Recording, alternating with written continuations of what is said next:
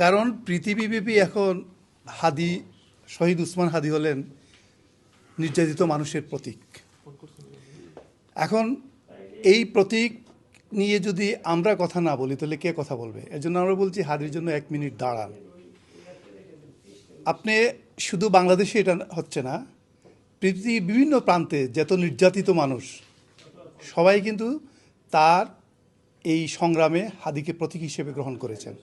একদিকে কাশ্মীরের দেয়ালে হাদির ছবি উঠেছে, তার পেইন্ট উঠেছে, অন্যদিকে নেপালেও উঠেছে। তো এইভাবে আমরা দেখছি যে পৃথিবীব্যাপী এই আলোড়নটা সৃষ্টি হয়েছে। এখন যে কোনো হত্যাকে আমরা গ্রহণ করতে পারি না, এটা রাজনৈতিক হত্যা হোক আর যে কোনো হত্যাই হোক। সবচেয়ে বড় জিনিস হলো যে এত অল্প বয়সের একজন তরুণ সে নির্ধারণ করে ফেলেছে কোন নেগেটিভে বাংলাদেশ গঠিত হবে, এবং যেসব অ্যাক্টিভিস্টরা গ্রন্থে অনলাইনে যেসব কথা বলেছেন যে নতুন বন্দোবস্তের জন্য, হাদি কথা বলে থামেনি, সে নিজের জীবন দিয়ে সেটাকে প্রমাণ করেছে যে আমরা নতুন বন্দোবস্ত চাই, পুরনো বন্দোবস্ত ভেঙে ফেলতে চাই।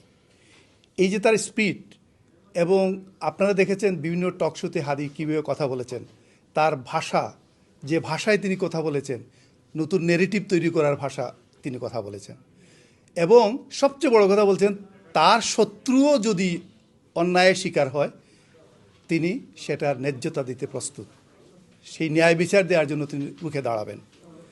হাদি সেটা করেছেন, এবং তার ধীমান দেখেন যে সে বলেছে আমি কিচ্ছু চাই না, শুধু মানুষের কাছে একটি প্রাপ্তি ছিল যে আমি জানি এই লড়াইয়ে আমি মারা যাব, আপনাদের কাছে আমার শুধু আবেদন আমার মৃত্যুর ন্যায় বিচারটা দেবেন। এবং তার সন্তানের কথা বলেছেন।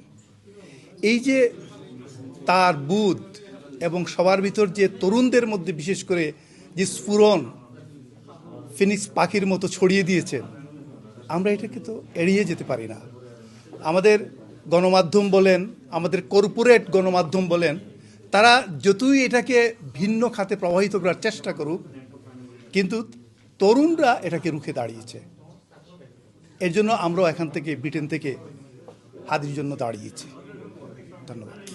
আপনাদের ইয়াটা কি, মানে আপনাদের কর্মসূচিটা কি থাকবে?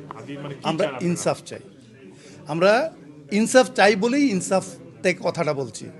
তো হাদি নেগেটিভের সাথে এটা সংযুক্ত, হাদি যে চিন্তাধারায় কথা বলতেন সেটার সাথে সম্পৃক্ত। এর জন্য হাদির জন্য আমরা ইনসাফ চাবো না তো কার জন্য চাইব? আপনি হ্যাঁ হ্যাঁ, আমরা হাদির জন্য ইনসাফ চাই, হাদির ন্যায় বিচারটা চাই। ন্যায় বিচারটা চেয়েছিলেন, আমি মারাও যাই, আমার ন্যায় বিচারটা আপনারা করবেন। আমরা সেই ন্যায় বিচারের দাবিতে আজকে দাঁড়িয়েছি।